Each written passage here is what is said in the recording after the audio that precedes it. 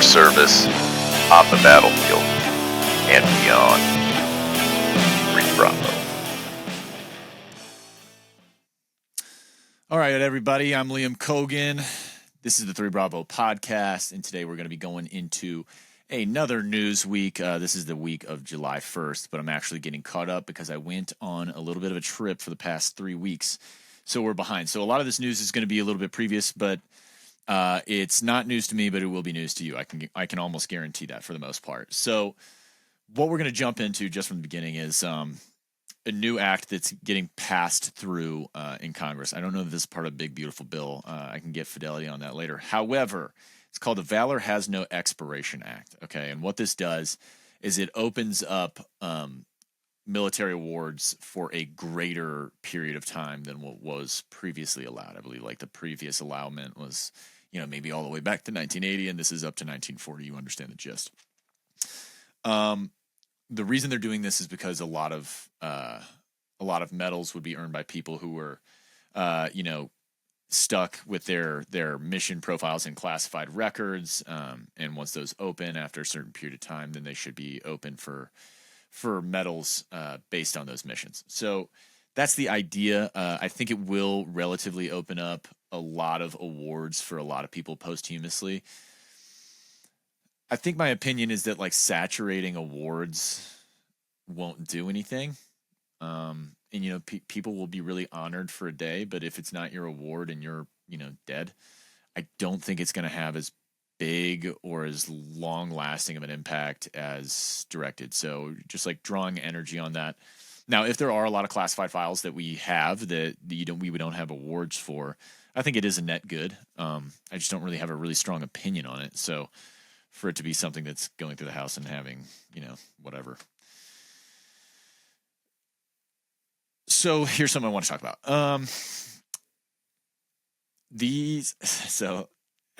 While I was gone, you have tech moguls who were given the rank of 05.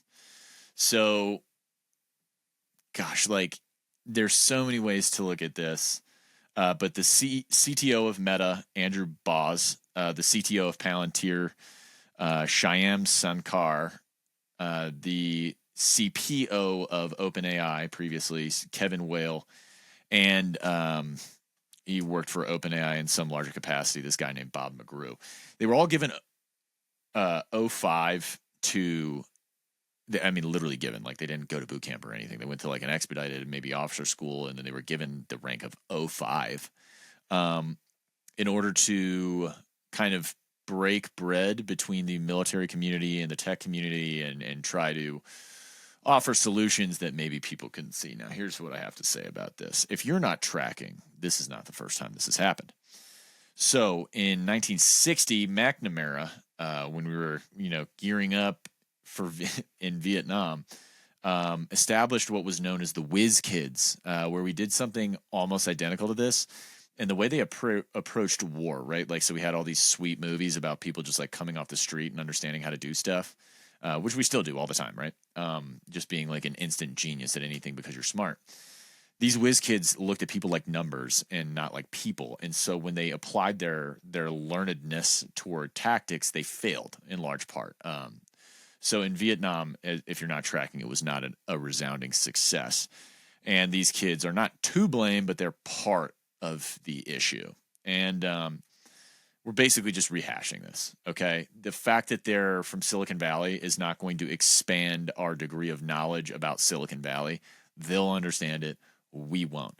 So saying like this is going to integrate us better with AI, I don't agree. Because people aren't going to respect their opinion just out of hate. Like you gave them something they had to work. What is an 05 generally going to be in for 12-ish years, maybe 10, 12 years. So you gave them that. You just gave it away. 12 years of someone's effort, and then they have 8 more for a career. So I think it all in all, it's just a bad move. It wasn't smart. The 05 move was also not smart. Not knowing history and looking at McNamara doing this in another field that's relatively adjacent, not smart. Address problems with the command we have and make them, tactical liaisons that, have the appearance of an O5, or, you know, like the assumed rank, right? Like every dog on a tactical team has one rank above their handler, right? So if your handler's a chief, they're a senior chief. It's kind of like their verbiage. Like you could do that. And nobody would bat an eye. However, just giving them the rank is silly. It's a bad move. Everyone wants to have their cute little, you know, every officer has to have some cute little idea when they show up, even if things are fine, because if they don't, they won't gain rank for having their little idea, and everyone can look at it on their little I love me binder. So the next thing I want to talk about is we've been talking about this new bill, or this new amendment to the Constitution for protecting the flag from any kind of abuse, the American flag, right? Because we're seeing a lot of these folks who are not from America, who hate America, who are flying their flags in America, who want to burn American flags. It's a weird issue, right? Because when you're looking at the Constitution, you know, you have tons of immigrants in that period of time. You have tons of issues like this, but they're not the same. And so we can't treat them like they're the same. Do I think everything necessitates a new rule? No. Unfortunately, I think, you know, American citizens should just respect themselves, see someone burning an American flag and punch them right in their mouth. You know, deal with your own assault charge, eat that charge, and just let them know that we're not taking it anymore. I don't think when you see something wrong with the world, it means you need to make a rule about it. I think you should correct it yourself. You should get out there and go punch someone in the face. So, no, I don't think there should be a new rule, and I absolutely do not support burning the flag. That is absolutely, you're out of your mind. If I were to see someone do it, I would punch them in the face. So, that's where I stand. We also have, I talked about this with Denny on a different podcast that we're starting, a new segment with each other, which we love to do. But a U.S. Army veteran with a Purple Heart had to self-deport. Now, what happened was he served honorably. He got a Purple Heart from getting shot in the back. And then he, which the way they described it from anything I've seen is that he had a ricochet from his dog tag and he got shot in the back too. I have no idea how that happens. I'm sure there's an explanation. But he got a Dewey, and he was an immigrant from South Korea. And so they removed his citizenship that he earned through service.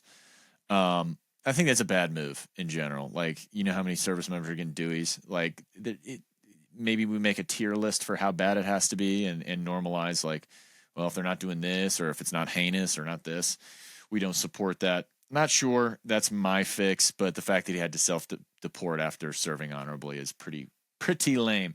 Now, if he became a menace to society and then he reformed, then there's a case to be made, and you got to do the work on your own because you became a menace. But, you know, TBI PTSD, I think this guy deserves another crack. From talking to Denny, he told me this happens pretty regularly, is that people will serve and not get their citizenship. I think that's insane. If you serve this country in the military, you should absolutely have your citizenship. You should hold a strong case for citizenship, even compared to a native citizen. Give me flack for that. I don't care. Service to this country in that capacity deserves a reward, especially if that's what you're looking for and you serve, 5-6 years, get a Purple Heart, give a lot. And then, in the interim or the post period where you've got TBI PTSD and you're trying to figure all that stuff out, like we all are, you get a Dewey, maybe 2. I think that's something that we can look over in reform, send them over to, we have veterans councils for this reason. We have veterans courts for this reason. Send them there. So the U.S. Air Force is changing their 1.5 mile to 2 mile test. And I've looked into the U.S. Air Force Facebook group, and I wanted to see how the people are reacting. And it is embarrassing. If you guys are Air Force veterans and you are complaining about having to run an extra half mile, my God, dial in, okay? You're in the military. Jesus, for so many people saying, like, you can't outrun a bullet if you have to run an extra mile. It's like, dude, you cannot possibly be this soft. Like, when people talk shit on the Air Force and call the Chair Force XYZ, I generally will partake because it's funny. We all do. When people call sailors gay, I love that. I think it's hilarious. But I never thought it was absolutely true until I heard all these complainers. If you're an Air Force vet, send this to an Air Force vet. Show the fuck up and run 2 miles. Who cares, dude? Go run. God bless, is that soft as all get out. I hate soft veterans. I hate soft military. Stay tough. You know, look the part, act the part, be a military person. And they switched it to biannually, okay, so, which is pissing people off as well because they had an annual 1.5 mile they had to run. That's insane. You run 1.5 miles a year and you're upset? Jesus Christ, you're soft. I mean, middle schoolers jogging around the track for a warm-up in PT are doing more running than you a year. You are in the military. God dang, that is annoying. And then, you know, a Jan 6er, so total pivot here. A Jan 6er died of cancer in the gulag, in the prison.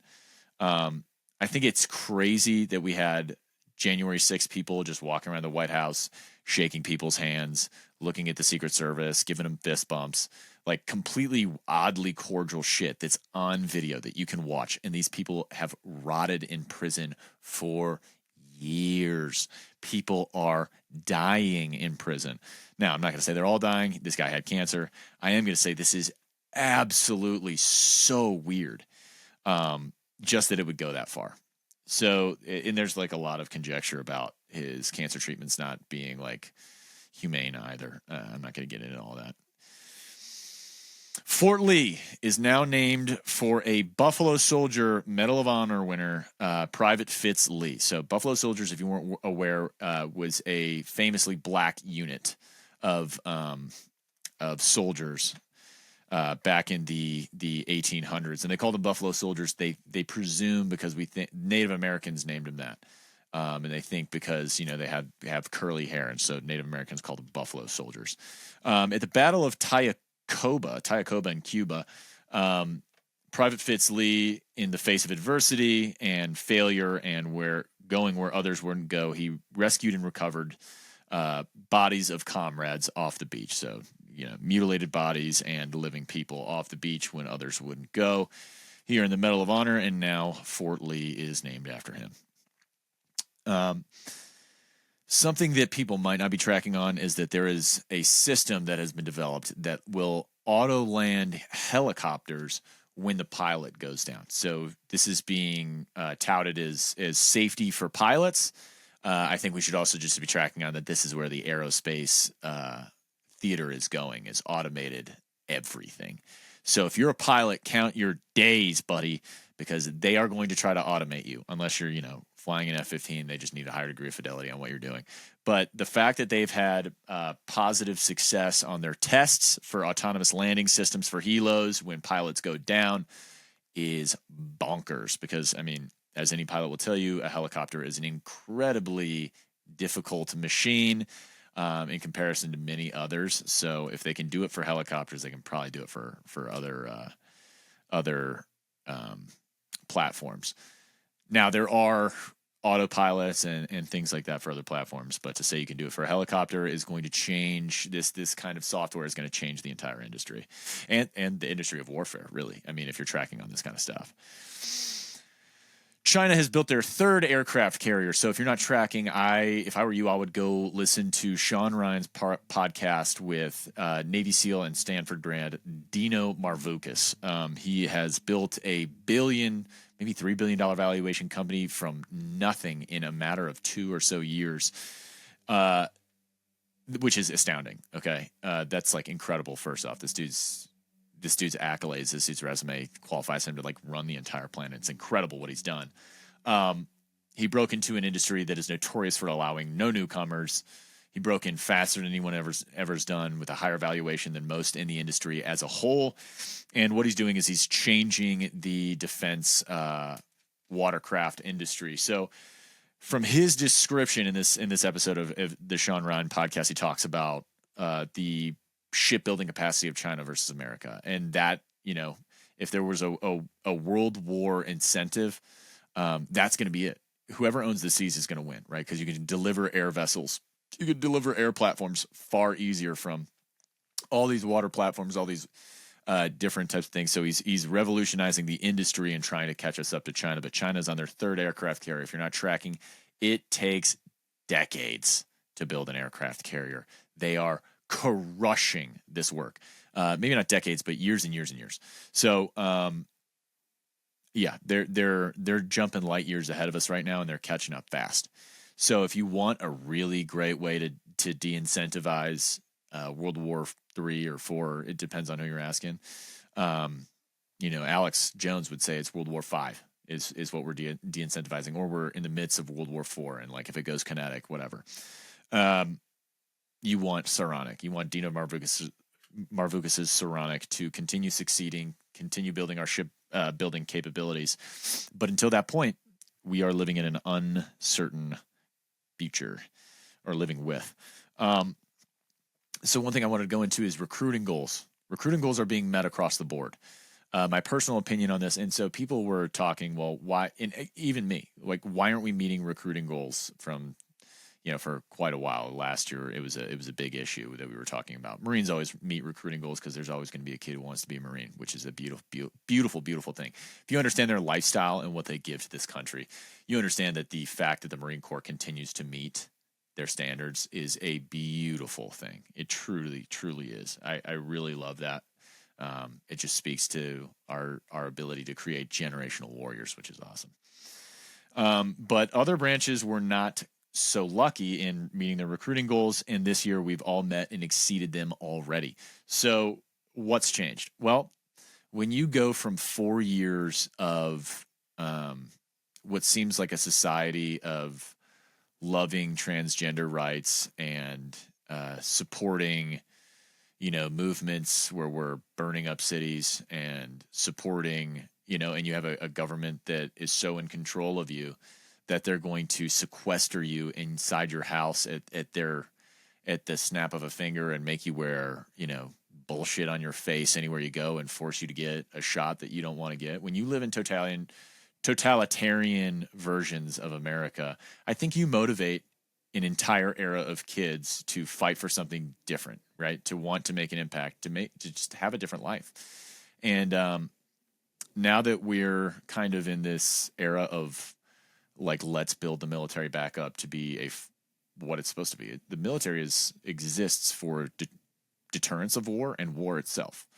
And so I think you see a lot of kids seeing that and seeing something they don't like, and it's just giving them extra incentive.